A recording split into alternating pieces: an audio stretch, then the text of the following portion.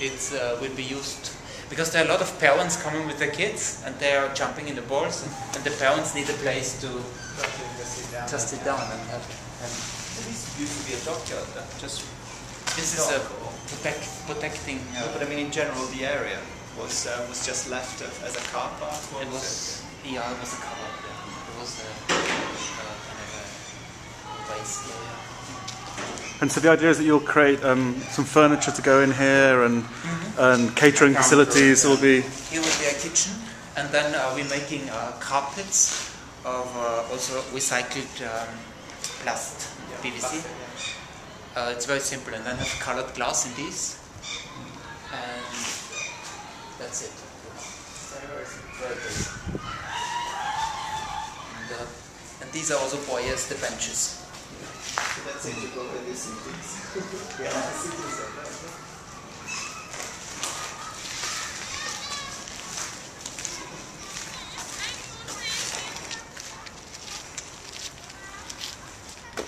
And you see the drill pipes. Oh, yeah. oh wow, yeah. Look, we can see the Skating drills. rails. Okay. Taking a rail. And are they like little acoustic instruments as well? Do people come and bang sticks on them as well? And the lightning also. Oh right, wow. Okay. And these are especially about the troll field, that you have horizontal drilling. So the drilling pipes, the wells are going horizontally. So this is actually the real pipes in troll in scale 1 to 500. Oh right, okay. So you can Like, imagine. wow. Placement of all the wells and. So it's all mapped exactly from how the.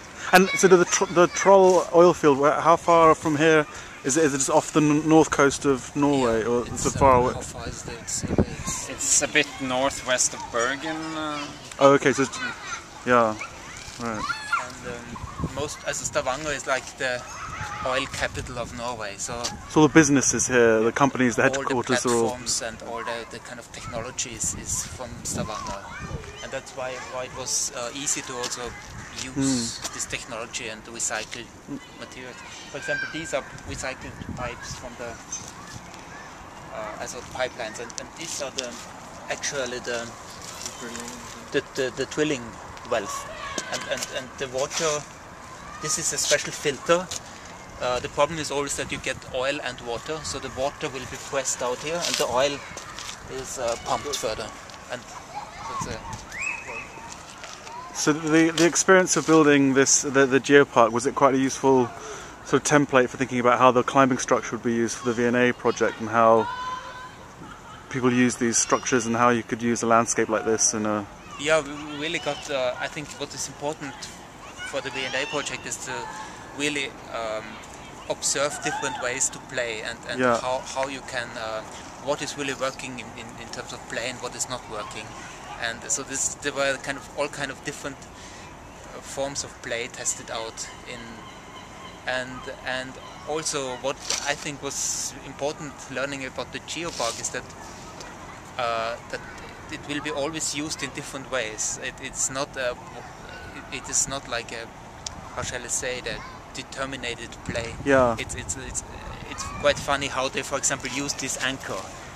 This was supposed to be a skating ramp, but it's never used as a skating ramp, but it's used as everything else. It's just a slide, and sometimes people are sitting underneath. And it's using it as a shelter, and just a piece of sculpture that sits in the park. It's a piece of sculpture which is used, and we hope that in the V&A also the trees, as that's not, okay, it's about climbing, but not only about climbing, it's about all kind of, what should I say?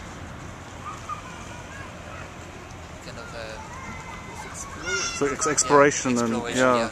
I mean, there's something quite powerful about being invested in a project for so long, developing it through concept and design, a detailed design stage, and then other people take it over and it becomes theirs rather than your own, and you see it evolve, and the life becomes something completely different of the project. It's quite. And what was important in this project also are the feedback loops, because we had 3 different concepts. So one was the recycling of the elements. The second one was the workshop with the youth groups. So it's local consultation with communities and continuously workshops.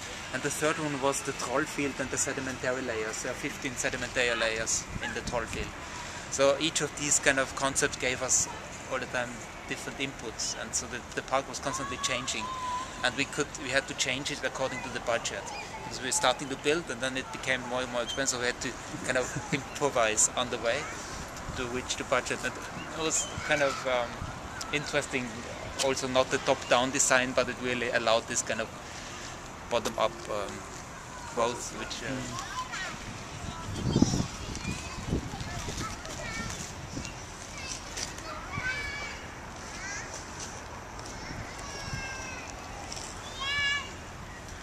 That's the basket they use to hoist people and luggage on board.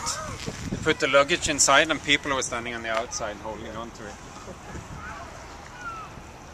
Here it functions as a swing. It's great because people get to know what these things are. Yeah. How the city got rich. Yeah, exactly. And it was from the 1960s onwards. Is that when the oil industry really developed? Yeah, in the late 60s they found the first oil. So fishing was the main industry and the main economy. Fishing and shipping in shipping, periods, right? yeah. But since then, as before, Stavanger was quite poor city, but since then it really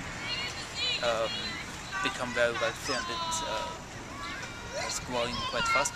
But the oil is not really integrated in the in a larger in other areas in like architecture or urban planning. It's really kind of segregated and not infiltrated or mixed with other.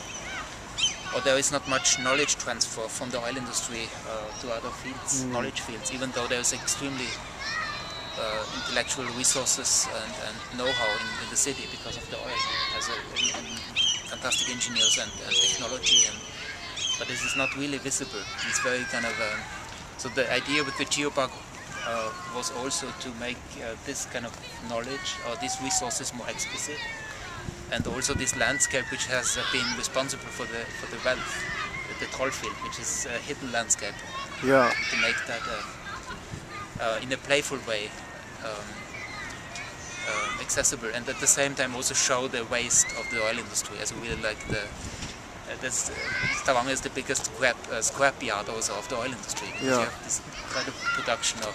Which is why it's amazing that Statoil were quite supportive and wanted to work with you, and I guess they could have seen it as a negative thing, but they were actually quite welcoming about the idea of just confronting these issues and engaging in some sort of discussion and debate about the impact on the local. I think so too. It was really very positive, but also I guess because we didn't really have, we kind of combined it also with it's not a pure critique, but it's also about play. It's about knowledge. It's about learning. I mean, there's other things involved. We didn't want to have this kind of like the big. How shall I put it? Critique, only a critique. So have a two-sided conversation and go into opposition.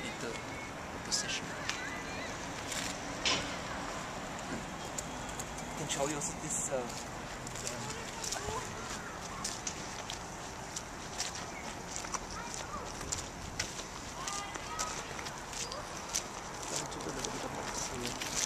Oh, okay, yeah.